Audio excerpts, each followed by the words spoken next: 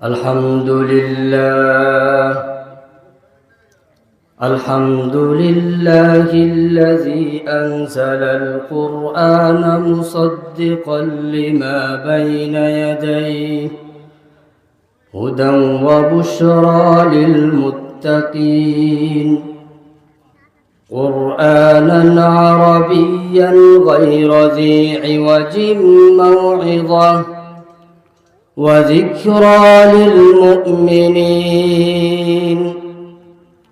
وأشهد أن لا إله إلا الله وحده لا شريك له شهادة ندخل بها الفردوس آمنين وأشهد أن محمدًا عبده ورسوله الصادق الأمين المنزل عليه منه آيات محكمات هن أم الكتاب وأخر متشابهات صلى الله تعالى عليه وعلى آله وأصحابه الذين أوتوا العلم درجات أما بعد فأعوذ بالله من الشيطان الرجيم بسم الله الرحمن الرحيم قل لئن اجتمعت الإنس والجن على أن يأتوا بمثل هذا القرآن لا يأتون بمثله ولو كان بعضهم لبعض ظهيرا صدق الله العلي العظيم معزز محترم মুরব্বিয়ান ইযাম মুসল্লিয়ান কিরাম ও আমার দিনদার ইমানদার মুসলমান ভাইয়েরা আল্লাহ পাকের বহুত বড় মেহেরবানি তিনি আমাদেরকে দুনিয়াবি কাজকর্ম থেকে ফারেক করে বিশেষ করে গুনাহের কাজ খারাপ কাজ থেকে দূরে রেখে আল্লামা মুস্তাকুন নবী কাসিমি সাহেবের ইসলাহি মাহফিলে আসার তৌফিক দান করেছেন।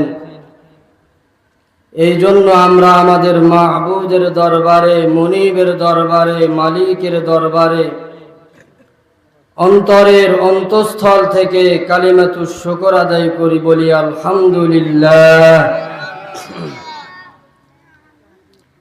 সাথে সাথে আল্লাহ তাআলার হাবিব রাসূল আকরাম শফিয়ে আযম সরওয়ারে দু আলম হাবিবে কিবরিয়া আশরাফুল আম্বিয়া সাইয়্যিদুল মুরসালিন শফিউল মুযনিবিন রহমাতুল লিল আলামিন ইমামুন নবিয়্যিন হযরত মুহাম্মদ মুস্তাফা সাল্লাল্লাহু আলাইহি ওয়াসাল্লামের দরবারে লক্ষ কোটি দুরুদ ও সালামের হাদিয়া আমরা পেশ করি।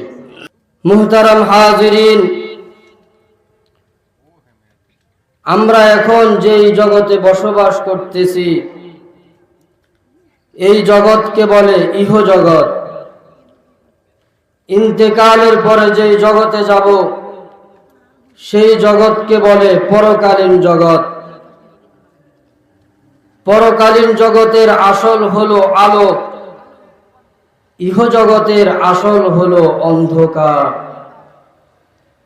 আল্লাহ পাক বলেন ওয়া আয়াতুল লাহুমুল লাইল, এই ইহ জগৎবাসীদের জন্য অনেক বড় একটা নিদর্শন হলো রাতের অন্ধকার।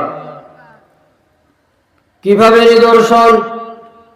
তো আল্লাহ বলেন নাসলাকু মিনহুন নাহার, আমি আল্লাহ রাতের অন্ধকার থেকে দিনের আলোকে সরিয়ে দিই, তখন কি হয়? তো আল্লাহ বলেন ফাইজা হুম মুজলিমুন, তখন এই ইহজগৎবাসী তাদের আসল অবস্থায় ফিরে যায়, অর্থাৎ অন্ধকারের মধ্যেই থেকে যায়। এই আয়াতের 2 আয়াত পরে আল্লাহ বলেন ওয়ালাল্লাইলু সাবিকুন নাহার, রাত্র দিনের অগ্রে চলে, অর্থাৎ আগে থাকে রাত, পরে আসে দিন। আগে থাকে রাতের অন্ধকার, পরে যদি আল্লাহ পাক দিনের আলোকে পাঠান, তো এই ইহজগতের অন্ধকার দূর হয়ে এই ইহজগৎ আলোকিত হয়। অন্য আয়াতে আল্লাহ বলেন কুল আরাআইতুম ইন জাআলাল্লাহু আলাইকুমুল লাইলা সারমাদান ইলা ইয়াউমিল কিয়ামাহ মান ইলাহুন গায়রুল্লাহ ইয়াতিকুম বিদিয়া, যদি আল্লাহ পাক রাতের অন্ধকারকে কিয়ামত পর্যন্ত দীর্ঘায়িত করেন, তো আল্লাহ ব্যতীত এমন কোন সত্তা কি আছে যে দিনের আলোকে ফিরিয়ে আনতে পারবে? নেই। তো এই আয়াতগুলো দ্বারা প্রমাণিত এই ইহজগতের আসল কি ভাই? অন্ধকার, আলোকিত নয়। এই ইহজগতের অন্ধকারকে দূর করে ইহজগৎকে আলোকিত করতে আল্লাহ পাক 2টি আলো পাঠান। কয়টি আলো? একটি আলোর নাম হলো আশ-শামস, সূর্য। আল্লাহ পাক বলেন ওয়াজাআলাশ শামসা দিয়া, আল্লাহ পাক সূর্যকে বানিয়েছেন আলো।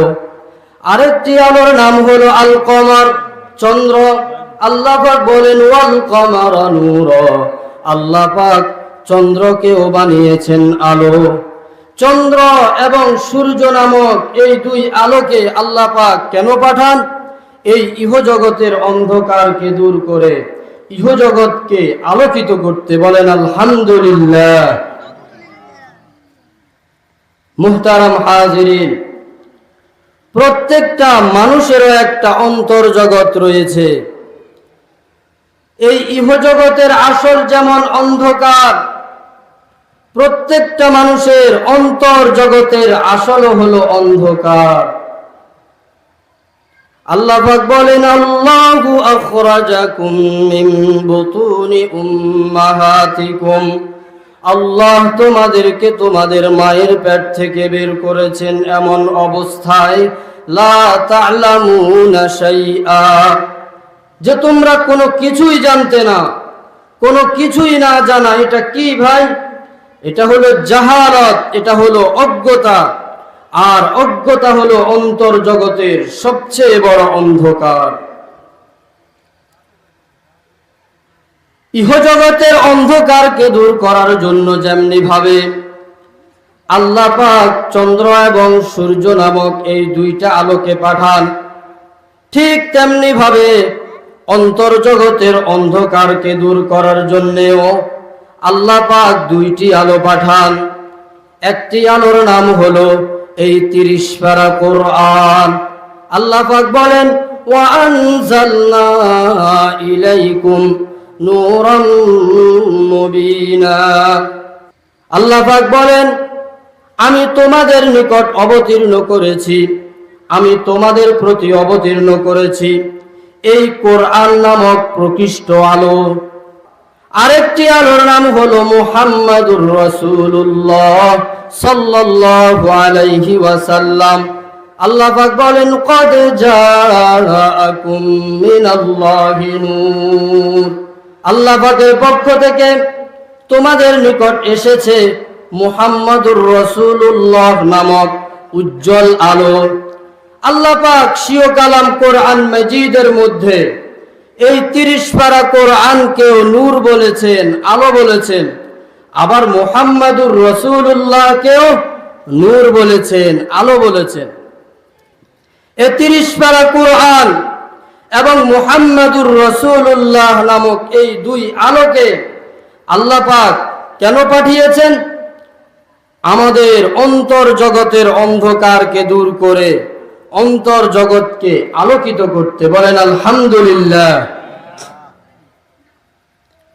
কোরআন এবং মুহাম্মাদুর রাসূলুল্লাহ নামক এই দুই আলো দ্বারা যে যার অন্তরকে যত বেশি জ্বালবে, তার অন্তর জগৎ তত বেশি আলোকিত হবে, তার দুনিয়া আখিরাত তত বেশি সফল কাম হবে। কদ আফলাহা মান তাযাক্কা, প্রকৃত সফল কাম ওই ব্যক্তি যে তার অন্তর জগৎকে আলোকিত করতে পেরেছে।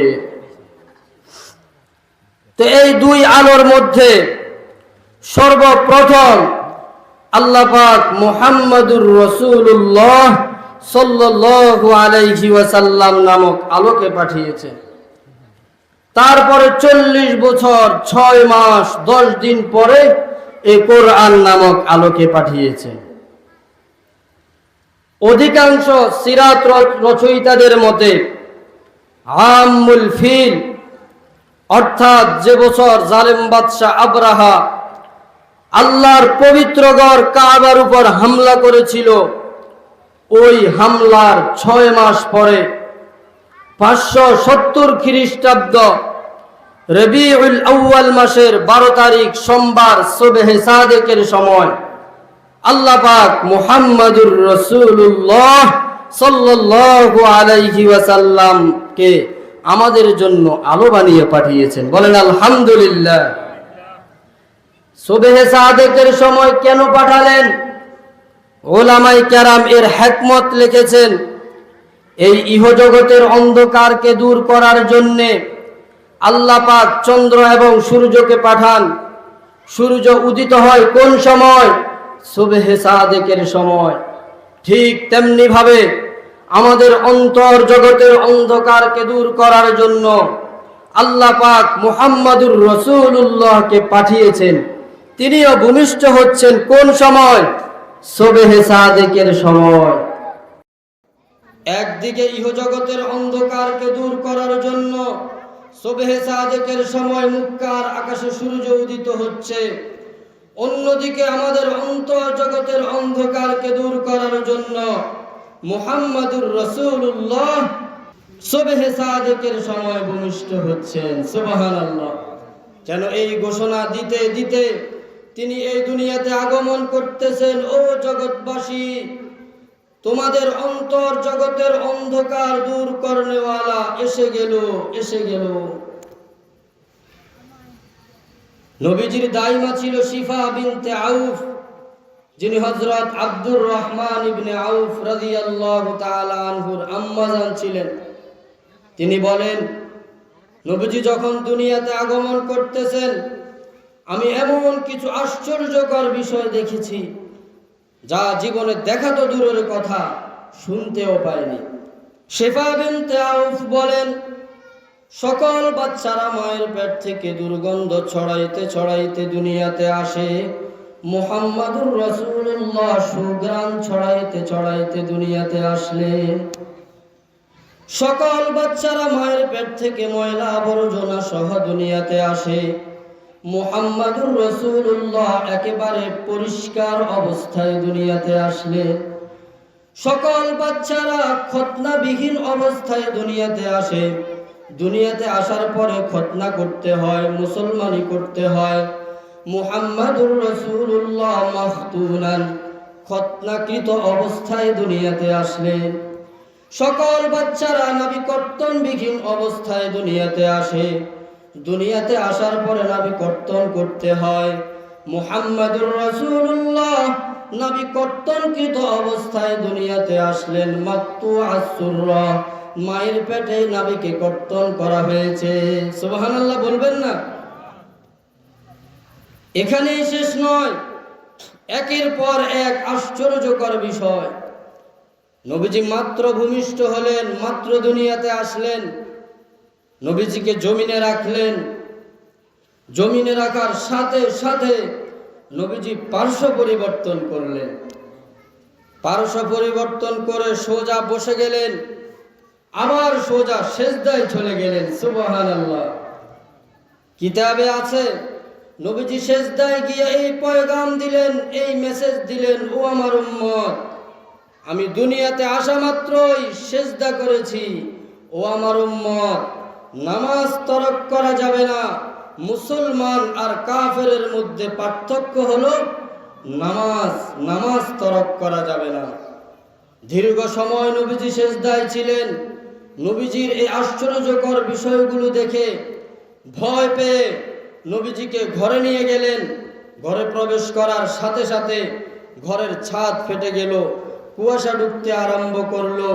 কুয়াশা ঢুকে পুরা ঘর একেবারে আচ্ছন্ন হয়ে গেল। তখন গায়েব থেকে আওয়াজ আসলো, গায়িবু হাযা তিফল, এই বাচ্চাকে গায়েব করে ফেলো। তুফু বিহি মাশারিকাল আরদি ওয়া মাগারিবাহা, সমগ্র পৃথিবী এই বাচ্চাকে ঘুরাইয়া নিয়ে আসো। হাত্তা ইয়ালামাল খালকা বিইসমিহি ওয়া না'তিহি ওয়া সূরাতিহি, সমস্ত সৃষ্টি যেন এই বাচ্চাকে দেখে, এই বাচ্চাকে দেখে নামে গুণে এই বাচ্চাকে চিনতে পারে। সকল সৃষ্টির সাথে এই বাচ্চাকে পরিচয় করিয়ে দাও। সুবহানাল্লাহ বলেন। আমাদের নবীজিকে সকল সৃষ্টির সাথে পরিচয় করে দেওয়া হলো। এজন্য হাদিসে আছে, আমাদের নবীজি ছোটবেলায় আলা আরদি তিহামা, যখন মক্কার জমিনে হাঁটতেন, যদি রোদ হতো আকাশের মেঘ উড়ে এসে নবীজিকে ছায়া দান করত। কেননা আকাশের মেঘ জানে ইনি কে, ইনি মুহাম্মাদুর রাসূলুল্লাহ সাল্লাল্লাহু আলাইহি ওয়াসাল্লাম। গাছপাতা, তরুলতা, এমনকি বালুকণা পর্যন্ত নবীজিকে সালাম করত, আসসালামু আলাইকা ইয়া রাসূলুল্লাহ। হযরত জাবের রাদিয়াল্লাহু তাআলা আনহু থেকে বর্ণিত, নবীজি বলেন, ইন্নী লা আরিফু হাজারান বিমাক্কাতা, মক্কার ওই পাথরটাকে আমি চিনি। কানা ইউসাল্লিমু আলাইয়া ক্বাবলা আন উবআসা, আমি নবী হওয়ার পূর্বেও যে পাথরটা আমাকে সালাম করত, ইন্নী লা আরিফুহুল আন, ওই পাথরটাকে এখনো আমি সন্দেহবিহীন চিনতে পারি। সুবহানাল্লাহ বলেন। পাথর নবীজিকে চিনত, নবীজিকে সালাম করত। তারপরে আবার গায়েব থেকে আওয়াজ আসলো, ওয়ারিদুহু আলাইয়া কুল্লা রুহানি, রুহানি জগতের সমস্ত ভালাই, সমস্ত গুণাবলী এই বাচ্চার সিনার ভিতরে ভরা। মিনাল ইনসি ওয়াল জিন্নি ওয়াল মালাইকাতি ওয়াল ওয়াহশি ওয়াত তায়র, মানুষের, জিনের, চতুষ্পদ প্রাণীর, এমনকি পাখির মধ্যে যে ভালো গুণটা রয়েছে, সকল ভালো গুণ এই বাচ্চার সিনার ভিতরে ভরে দাও। সুবহানাল্লাহ। তারপরে আবার গায়েব থেকে আওয়াজ আসলো, ওয়াতুহু খুলুকা আদম, এই বাচ্চাকে আদম আলাইহিস সালামের আখলাক দাও। মারিফাতা শীস, শীস আলাইহিস সালামের জ্ঞান দাও। সুজাআতা নূহ, নূহ আলাইহিস সালামের সাহস দাও। খুল্লাতা ইব্রাহিম, ইব্রাহিম আলাইহিস সালামের বন্ধুত্ব দাও। লিসানা ইসমাঈল, ইসমাঈল আলাইহিস সালামের ভাষা দাও। রিদা ইসহাক, ইসহাক আলাইহিস সালামের সন্তুষ্টি দাও। ফাসাহাতা সালেহ, সালেহ আলাইহিস সালামের সুন্দর বাচন ভঙ্গি দাও। হিকমাতা লূত, লূত আলাইহিস সালামের বিচক্ষণতা দাও। বুশরা ইয়াকুব, ইয়াকুব আলাইহিস সালামের সুসংবাদ দাও। জামালা ইউসুফ, ইউসুফ আলাইহিস সালামের সৌন্দর্য দাও। সবর আইয়ুব, আইয়ুব আলাইহিস সালামের ধৈর্য দাও। তাআতা ইউনুস, ইউনুস আলাইহিস সালামের আনুগত্য দাও। জিহাদা ইউসা, ইয়াসা আলাইহিস সালামের সাধনা দাও। সৌতা দাউদ, দাউদ আলাইহিস সালামের কণ্ঠ দাও। হুব্বা দানিয়াল, দানিয়াল আলাইহিস সালামের ভালোবাসা দাও। ওয়াকার ইলিয়াস, ইলিয়াস আলাইহিস সালামের গাম্ভীর্যতা দাও। জুহদা ঈসা, ঈসা আলাইহিস সালামের জুহুদ দাও। কুওয়াতা মূসা, মূসা আলাইহিস সালামের শক্তি দাও। হাইবাতা সুলাইমান, সুলাইমান আলাইহিস সালামের প্রভাব দাও। ওয়া ইলমান খিদির, খিজির আলাইহিস সালামের ইলম দাও। ওয়া কুমিসুহু ফি জামিই আখলাকিন নবিয়্যিন, সকল নবীদের সকল গুণাবলীর মধ্যে, সকল গুণাবলীর মধ্যে এই বাচ্চাকে ঢুকাইয়া দাও। সুবহানাল্লাহ বলেন।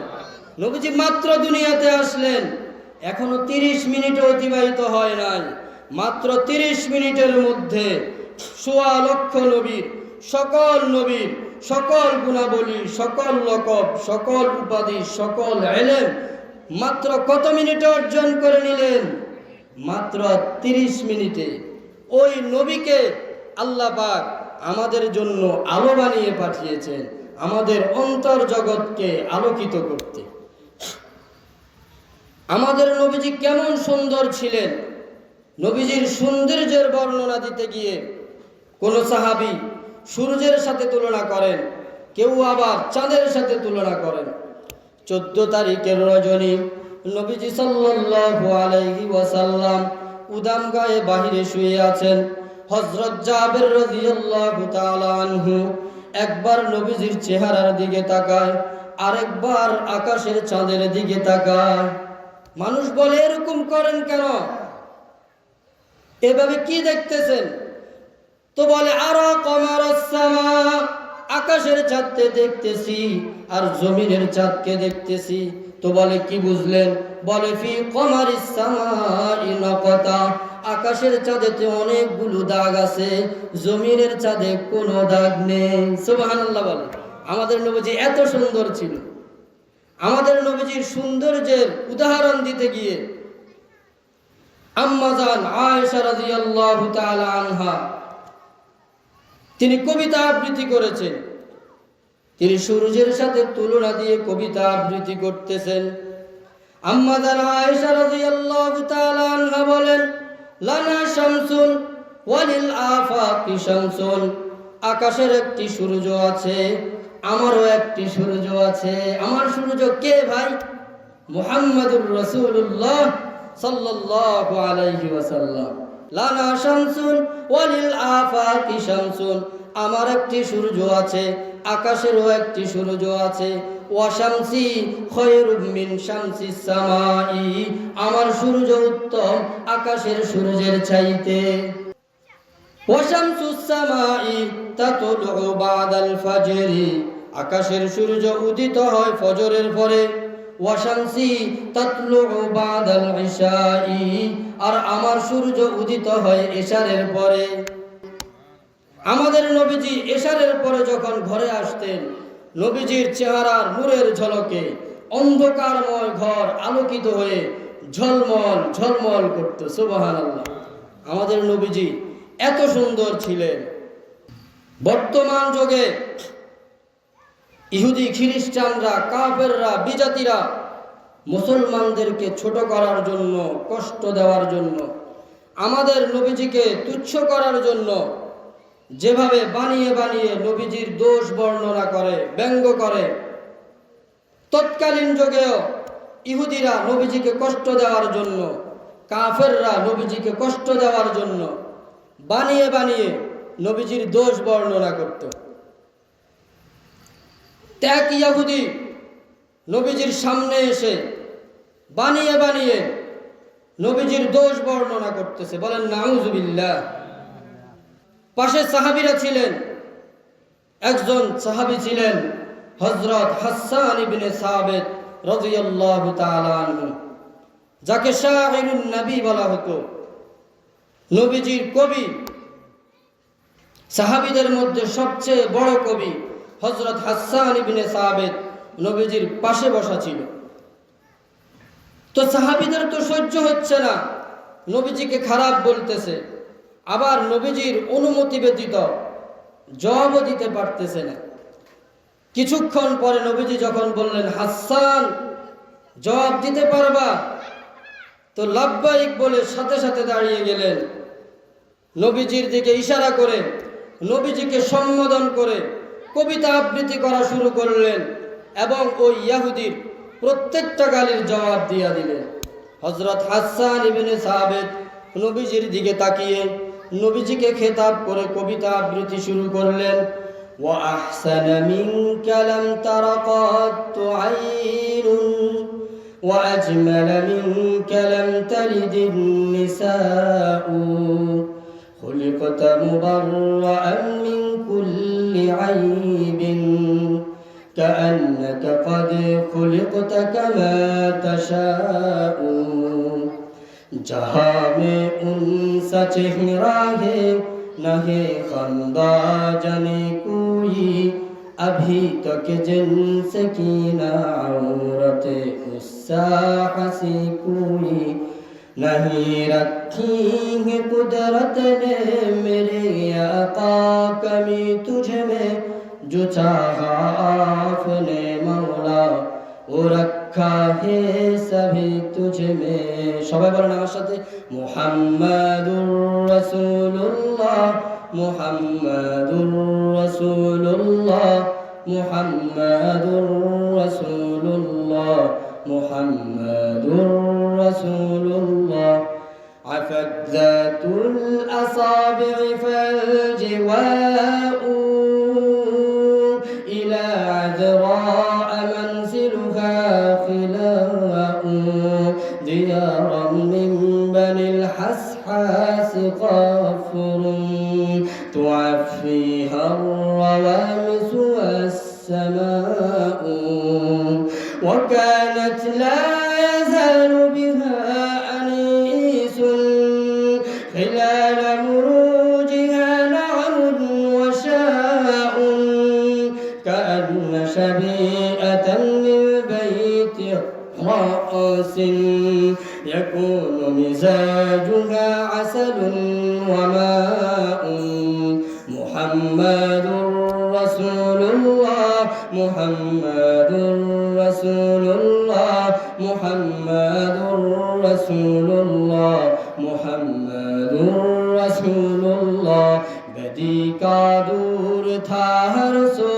जहालत की घटाई थी फसादो जुलूम से चारों तरफ पहली हवाई थी वो अपनी हाथ ही से पत्थरों के बुत बनाते थे उन्हीं की हम गाते थे उन्हीं की हम गाते थे किसी का नाम उस्सा था किसी को लात कहते थे हुबुल नामी बड़े बुत को बुत का बाप कहते थे अगर लड़की की पैदाइश का जिक्र घर में सुन लेते तो उस मासूम को जिंदा जमीन में दफन करते थे गर्स जो भी बुराई थी सब उनमें पाई जाती थी न थी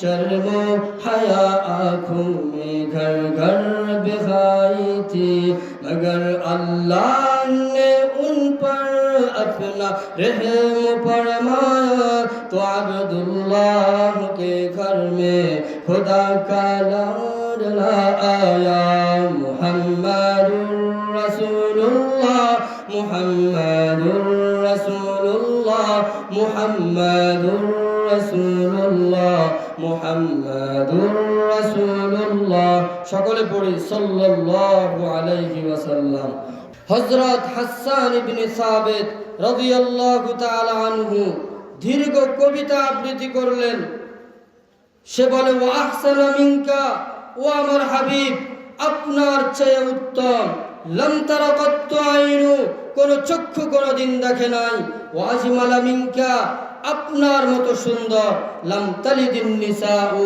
কোন মহিলা কোন বাচ্চা জন্ম দেয় নাই খুলিকুতা মুবাররাআন মিন কুল্লি আইবিন সকল দোষ ত্রুটি থেকে মুক্ত রেখে আল্লাহ আপনাকে পয়দা করেছেন কাআন্নাকা কদ খুলিকুতা কামা তাশা যেন আল্লাহ যেভাবে চেয়েছেন ওইভাবে সুন্দর করে আপনাকে পয়দা করেছেন সুবহানাল্লাহ পড়ে আমাদের নবীজি এত সুন্দর ছিলেন যেই নবীকে আল্লাহ পাক নিজের সবচেয়ে প্রিয় বন্ধু বানিয়ে নিয়েছেন সুবহানাল্লাহ বলে কত প্রিয় বন্ধু বলে এত প্রিয় আল্লাহ পাক নিজের নামের সাথে মিল রেখে বন্ধুর নাম রেখেছেন নিজের নাম রেখেছেন আল্লাহ বন্ধুর নাম রেখেছেন মুহাম্মদ আল্লাহ নামে 4 হরফ মুহাম্মদ নামেও 4 হরফ, আল্লাহ নামে কোনো রক্তা নেই, মুহাম্মদ নামেও কোনো রক্তা নেই। আল্লাহ পাক কালিমা বানিয়েছেন লা ইলাহা ইল্লাল্লাহ মুহাম্মাদুর রাসূলুল্লাহ। নিজের জন্য রেখেছেন লা ইলাহা ইল্লাল্লাহ, সেখানে 12টি হরফ। নিজের বন্ধুর জন্য রেখেছেন মুহাম্মাদুর রাসূলুল্লাহ, সেখানেও কতটি হরফ?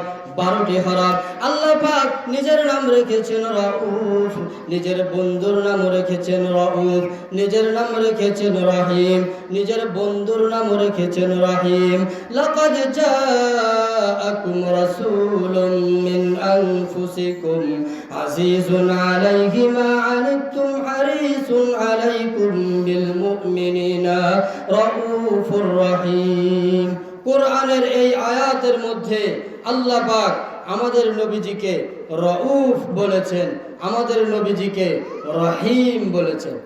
আল্লাহ পাক নিজের 99টি নাম রেখেছেন, নিজের বন্ধুরও 99টি নাম রেখেছেন। আমাদের নবীজির নাম কতটি? 99টি। কোরআনের মধ্যে নবীজির 25টিরও বেশি নাম পাওয়া যায়। বুখারী শরীফের শুধু এক হাদিসের মধ্যে একত্রে নবীজির 10টি নাম পাওয়া যায়। এভাবে নবীজির কতটি নাম রয়েছে? 99টি নাম।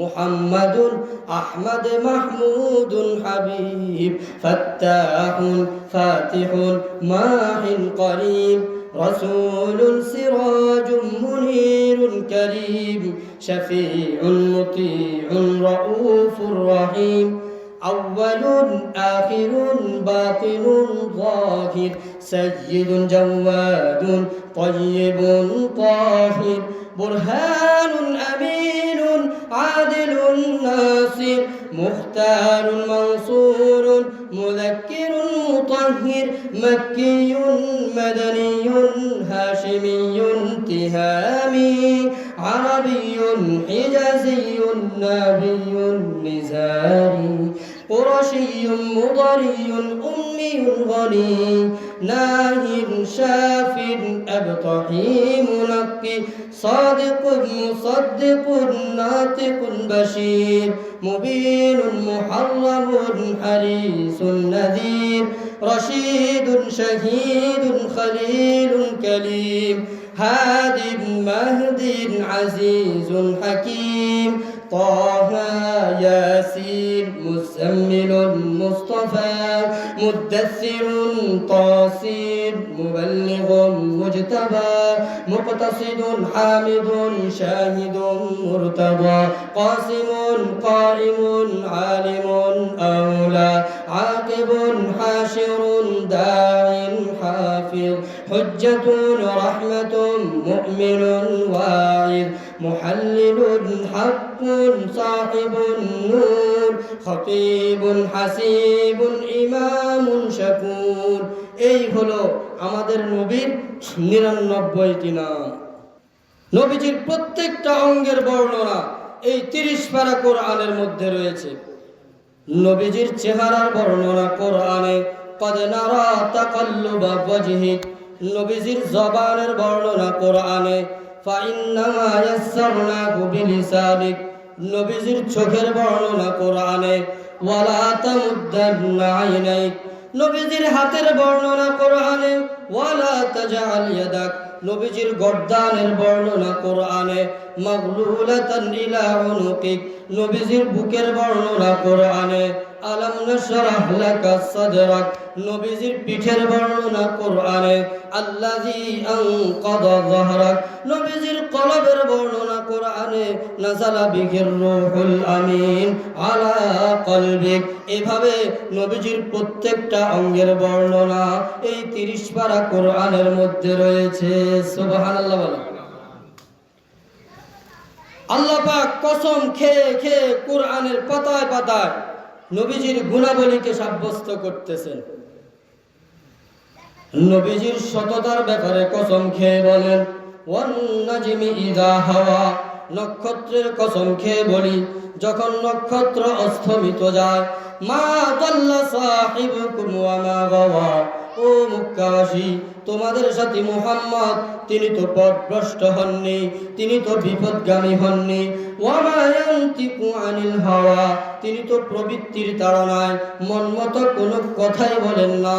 ইন হুয়া ইল্লা ওয়াহয়ুন ইউহা, আল্লাহ পাক ওহীর মাধ্যমে যা জানান তিনি শুধু তাই বলেন, মন মতো কোনো কথাই বলেন না। সুবহানাল্লাহ। নবীজির আখলাকের ব্যাপারে কসম খেয়ে বলেন, নুন ওয়াল কলমি ওয়া মা ইয়াসতুরুন, ও আমার হাবিব কলমের কসম খেয়ে বলি এবং ওই বিষয়ের কসম খেয়ে বলি যে বিষয়কে ফেরেশতারা কলম দ্বারা লেখে। মা আনতা বিনি'মাতি রাব্বিকা বিমাজনুন, ও আমার হাবিব আপনার প্রতিপালকের অনুগ্রহে আপনি তো উম্মাদ নন। ওয়া ইন্না লাকা লাআজরান গায়রা মামনুন, নিশ্চয় আপনার জন্য রয়েছে অশেষ পুরস্কার।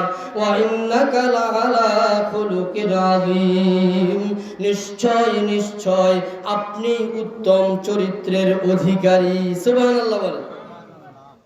এভাবে নবীজির পুরা জিন্দেগির কসম খেয়ে বলেন, লা মুরুফ, ও আমার হাবিব আপনার পুরা জিন্দেগির কসম খেয়ে বলি, আপনার প্রাণের কসম খেয়ে বলি, ইন্নাহুম লাফি সাকরাতিহিম ইয়ামাহুন, যারা আপনাকে মানে না তারাই পথভ্রষ্ট, তারা গভীর নেশায় মত্ত হয়ে আছে।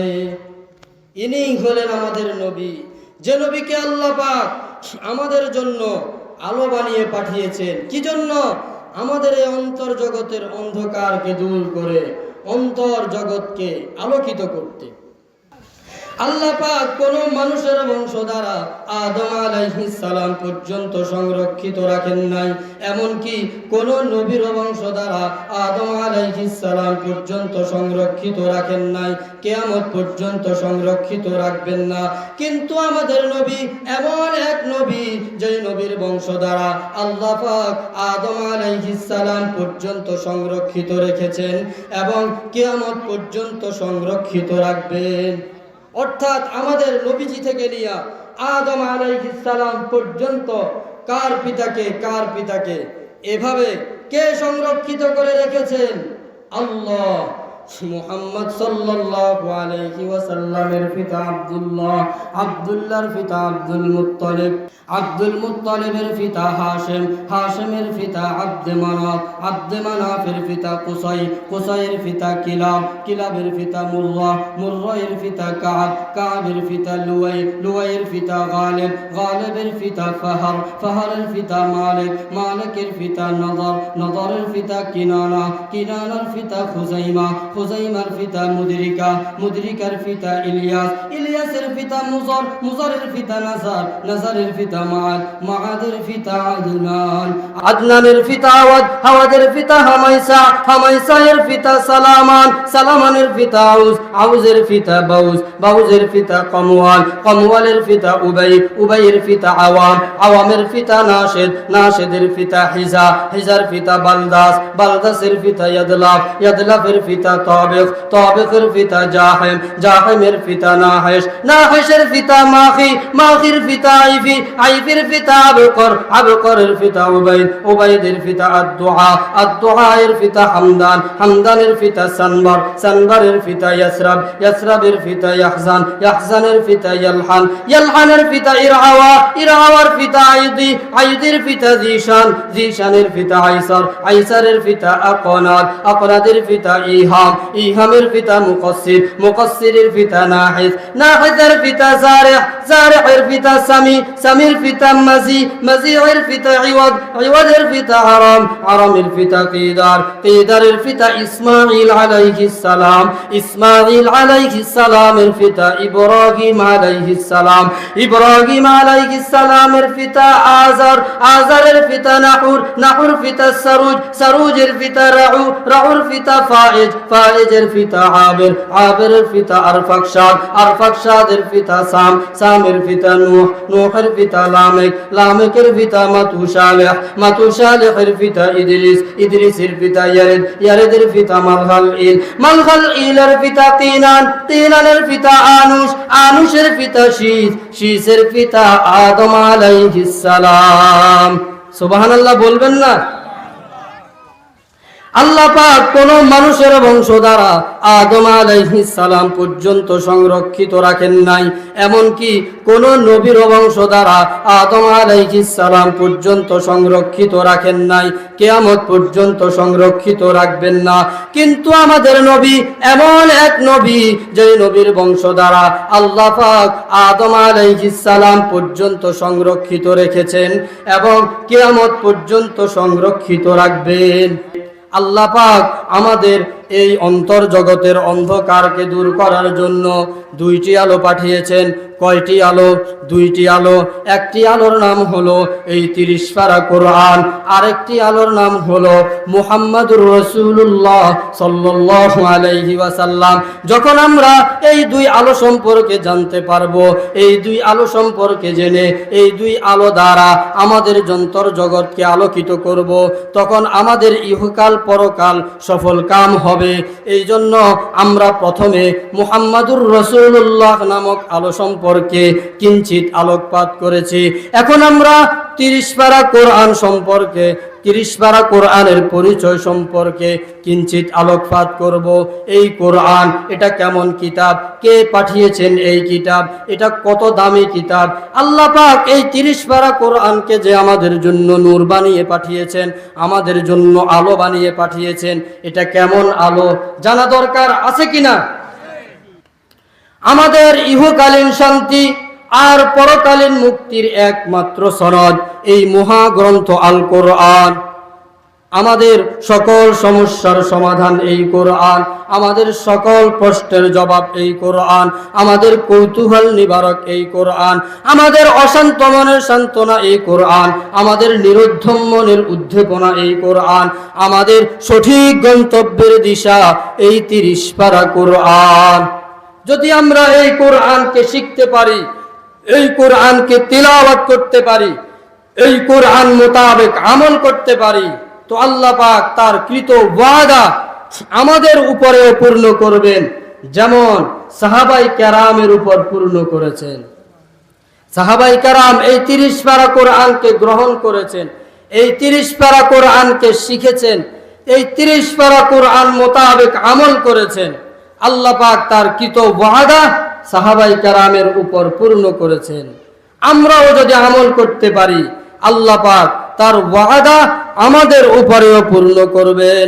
আল্লাহ পাকের ওয়াদা কি? আল্লাহ পাক সূরাতুল বাকারার মধ্যে বলেন, ফামান তাবিআ হুদায়া ফালা খাউফুন আলাইহিম ওয়ালা হুম ইয়াহজানুন। ফামান তাবিআ হুদায়া, যারা আমার দেওয়া এই হেদায়েত গ্রন্থ এই 30 পারা কোরআনকে শিখবে, কোরআনকে তিলাওয়াত করবে, কোরআন মোতাবেক আমল করবে, ফালা খাউফুন আলাইহিম, তাদের কোনো ভয় থাকবে না, ওয়ালা হুম ইয়াহজানুন, তারা কোনোদিন দুঃখিত হবে না। আজকে আমরা অধিকাংশ মুসলমান ভীত, অধিকাংশ মুসলমান দুঃখিত। কেন ভাই? একটাই কারণ, আমরা এই কোরআনকে ছেড়ে দিয়েছি, ঠিক কিনা? মাশরিকের কবি আল্লামা ইকবাল রহমতুল্লাহি আলাইহি বলতেন, ও জামানা মুআজ্জাজ সে হামিলে কুরআন হো কর, হাম জলিল ওয়াখার হো তরকে কুরআন হো কর। সাহাবায়ে কেরামের জামানার মানুষ সম্মানিত হয়েছিল এই কোরআনকে গ্রহণ করার কারণে। আজকে আমরা লাঞ্ছিত, অপদস্থ এই কোরআনকে তরক করার কারণে, ঠিক কিনা? হযরত আমিরুল মুমিনিন ওমর রাদিয়াল্লাহু তাআলা আনহু বলতেন, ইন্না কুন্না আযাল্লা কওম, আমরা বড় বেইজ্জত জাতি ছিলাম। অন্য riwayate আছে কুন্না কিলাবাস সাহরা, আমরা মরুদ্যানের কুকুর ছিলাম। কে বলে? হযরত ওমর রাদিয়াল্লাহু তাআলা আনহু বলতেছেন, আমরা কুকুরের মতো ছিলাম, আমরা বড় বেইজ্জত জাতি ছিলাম। হযরত ওমর রাদিয়াল্লাহু তাআলা আনহু বলতেছেন, অথচ তিনি কেমন ব্যক্তি?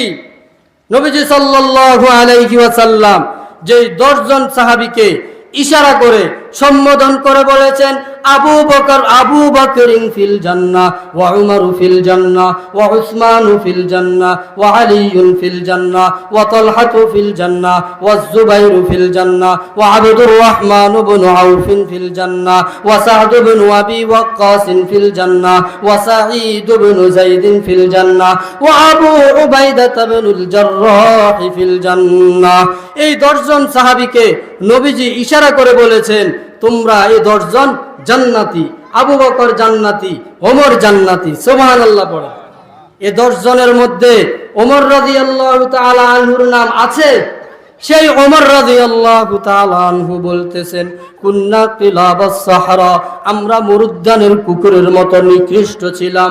ইন্না কুন্না আদাল্লা কওম, আমরা বড় বেইজ্জত জাতি ছিলাম।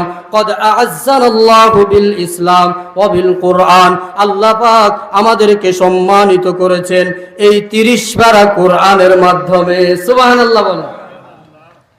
যেদিন রোম স্বাধীন হয় তো ইহুদিরা শর্ত দেয়, আমিরুল মুমিনিন আসবেন, আমরা ওনার হাতে ছাবি দিব।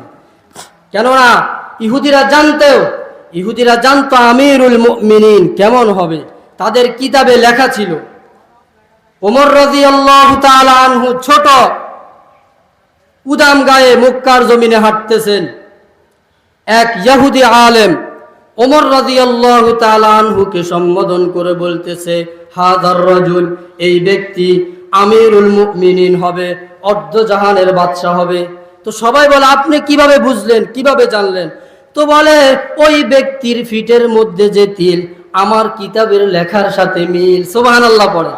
তো ইহুদিরা জানতো আমিরুল মুমিনিন কেমন হবে, বেশভূষা একেবারে স্বাভাবিক হবে, ছেঁড়া জামা গায়ে দিবে, একেবারে সাধারণভাবে চলবে। তো ইহুদিরা শর্ত দিল, আমিরুল মুমিনিন আসবেন, আমরা ওনার হাতে ছাবি দিব। তো সেনাপতি ছিলেন হযরত আবু উবাইদা রাদিয়াল্লাহু তাআলা আনহু। তিনি চিন্তা করলেন, ওমর রাদিয়াল্লাহু তাআলা আনহু ছিঁড়া কাপড় পরে আসবেন, ছিঁড়া জুতা পায়ে দিয়ে আসবেন, সাধারণ পোশাকে আসবেন। এ রুমের সম্ভ্রান্ত ব্যক্তিরা, নামি দামি ব্যক্তিরা ওমর রাদিয়াল্লাহু তাআলা আনহুকে পছন্দ করবেন না। এটা কে ধারণা করতেছেন? সেনাপতি। তো তিনি মনে মনে সিদ্ধান্ত নিলেন যে আমি একটা নতুন জামা তৈরি করে নিই, আমি একটা নতুন জুতা তৈরি করে নিই।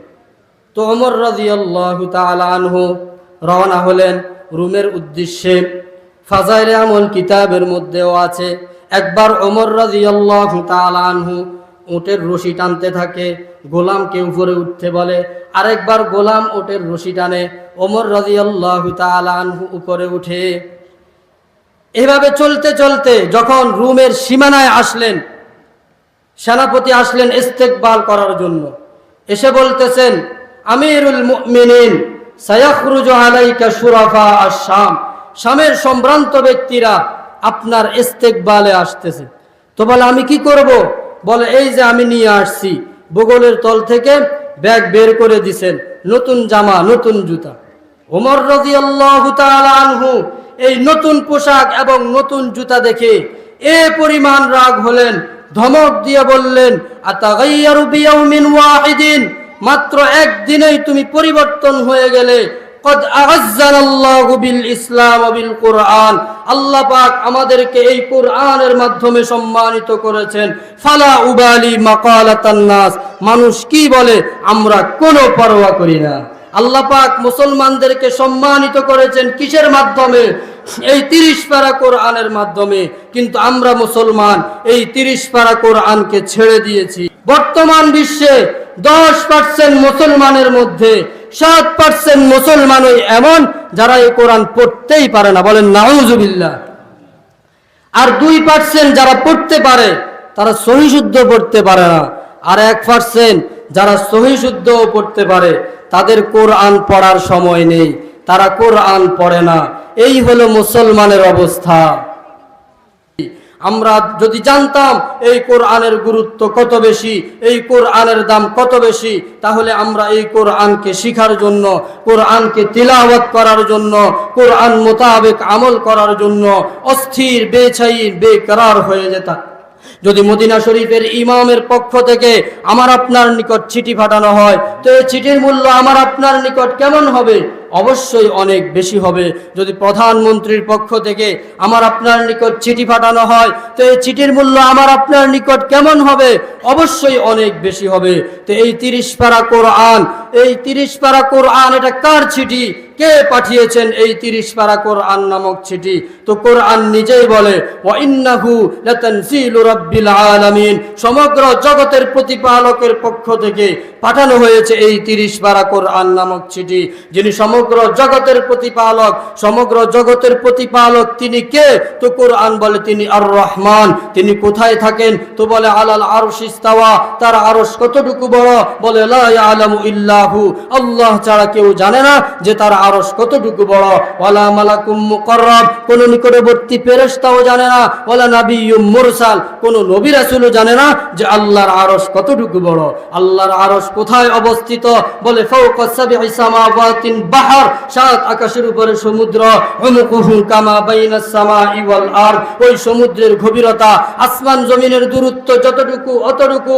ফিহি সামানিয়াতু আওহা, ওই সমুদ্রে 8 জন ফেরেশতা দণ্ডায়মান। বাইনা কতিরাইহি 50 আলফা সানা, এক একজনের দূরত্ব 50,000 বছরের রাস্তা। মা ওয়াসালা মাউল বাহরি ইলা রুকবাতিহিন্না, সমুদ্রের পানি ওই ফেরেশতাদের হাঁটু পর্যন্ত পৌঁছে নাই। আলা আলাকিহিম আরশুর রহমান, ওই ফেরেশতাদের কাঁধেই হলো আল্লাহর আরশ। তাহলে চিন্তা করে দেখুন ওই সমুদ্র কত বড়, সমুদ্রে দণ্ডায়মান ফেরেশতারা কত বড়, ফেরেশতাদের কাঁধে অবস্থিত আল্লাহর আরশ কত বড়, আর ওই আরশের মালিক আল্লাহ কত বড়। তিনি হলেন আল্লাহ, লা ইলাহা ইল্লাহু, যিনি ছাড়া কোনো ইলাহ নেই। লাহুল আসমাউল হুসনা, তার আসমাউল হুসনা 99টা নাম রয়েছে। তিনি আর রহমান, আর রহিম, আল মালিক, আল কুদ্দুস, আসসালাম, আল মুমিন, আল মুহাইমিন, আল আজিজুল জব্বারুল মুতাকাব্বিরুল খালিকুল বারিউল মুসাব্বিরুল গফফারুল কহ্হারুল ওয়াহ্হাব, আর রাজ্জাকুল ফাত্তাহুল আলিমুল কাবিদুল বাসিত, আল খাফিদুর রাফিউল মুইজ্জুল মুযিল্লুস সামিউল বাসিরুল হাকামুল আদিলুল লতীফুল খাবীর, আল হালিমুল আযীমুল গফুরুশ শাকুরুল আলী, আল কবীরুল হাফিজুল মুকীতুল হাসিবুল জলিল, আল করীমুর রাকিবুল মুজিবুল ওয়াসিউল হাকীম, আল ওয়াদুদুল মজিদুল বাঈসুশ শাহীদুল হক্কুল ওয়াকিল, আল কবিয়্যুল মতিনুল ওয়ালিয়্যুল হামিদুল মুহসিল মুবদি, আল মুঈদুল মুহয়িল মুমীতুল হাইয়ুল কাইয়্যুম, আল ওয়াজিদুল মাজিদুল ওয়াহিদুল আহাদুস সামাদুল কাদিরুল মুকতাদির, আল মুকদ্দিমুল মুআখিরুল আউওয়ালুল আখিরুল যাহিরুল বাতিন, আল ওয়ালিল মুতাআলিল বাররুত তাওয়াবুল মুনতাকিমুল আফু, আর রাউফু মালিকুল মুলকি যুল জালালি ওয়াল ইকরাম, আল মুকসিদুল জামিউল গনিয়্যুল মুগনিল মানি', আদ-দারুন নাফিউন নূরুল হাদিল বাদি', আল বাকিল ওয়ারিসুর রশিদুস সাবুর। ওই আল্লাহর পক্ষ থেকে পাঠানো হয়েছে এই কোরআন নামক চিঠি। মানুষ যেন কোরআনের গুরুত্ব বুঝে, কোরআনকে শিখে, কোরআনকে তেলাওয়াত করে। তাই কোরআন নিজেই মানব জাতিকে ডাক দিয়া বলে, ও মানব জাতি, আমি তো তোমাদের সকল সমস্যার সমাধান, আমি তো তোমাদের সকল প্রশ্নের জবাব, আমি তো তোমাদের কৌতূহল নিবারক। কোরআন কখনো কোরআন নামে পরিচয় দিয়ে মানুষকে ডাকে, আবার কখনো আল কিতাব নামে পরিচয় দিয়ে মানুষকে ডাকে, আবার কখনো আত-তানজিল নামে পরিচয় দিয়ে মানুষকে ডাকে, আবার কখনো আয-যিকর নামে পরিচয় দিয়ে মানুষকে ডাকে, আবার কখনো আল ফুরকান নামে পরিচয় দিয়ে ডাকে। এইভাবে এক পর্যায়ে কোরআনের ঘোষণা, কোরআন মানব জাতিকে ডাক দিয়ে বলে, ওয়ালাকাদ ইয়াসসারনাল কোরআন, ও মানব জাতি, আমি এই 30 পারা কোরআনকে সহজ করে দিয়েছি লিযিকরি, যেন তোমরা এই কোরআনকে শিখো, কোরআন মোতাবেক আমল করো। ফাহাল মিন মুদ্দাকির, কে আছো কোরআন শিখবে, কে আছো কোরআন মোতাবেক আমল করবে। এই আয়াতের ব্যাখ্যায় কবি বলেন, কোরআন শিক্ষা অতি সহজ। বলেন আল্লাহ কোরআনে, কোরআন যারা শিখে তারা শ্রেষ্ঠ উভয় জাহানে। মুসলমানের সন্তান হয়ে কোরআন যারা শিখে না, পশুর চাইতে অধম তারা, বিবেক তাদের থাকে না।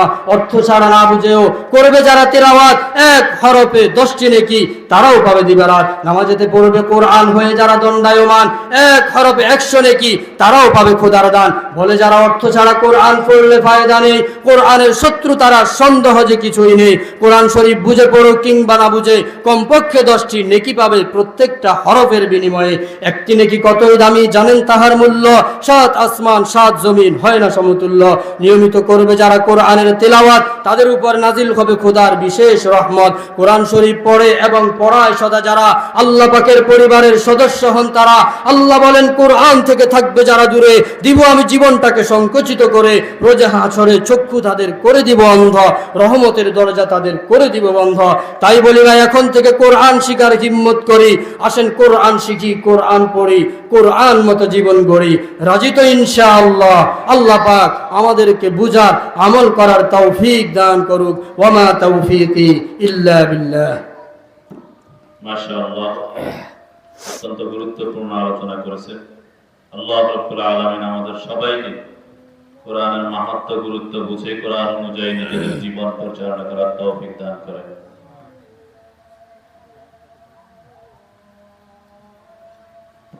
এখন সালাতুল ইশার আযান হবে, 8টা বাজেই সালাতুল ইশার জামাত অনুষ্ঠিত হবে ইনশাআল্লাহ।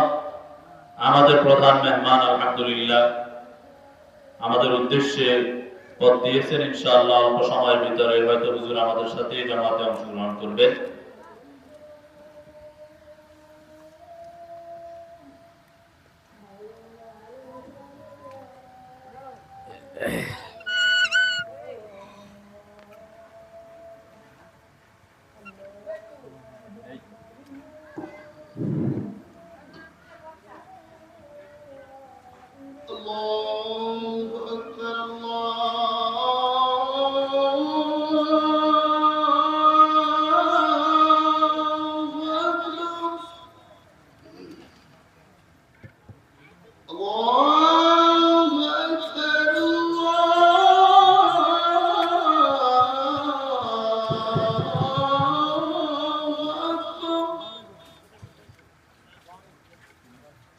أشهد أن لا إله إلا الله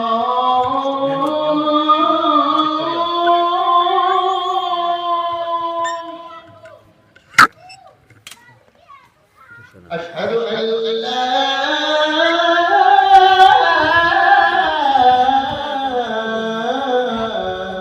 إله إلا الله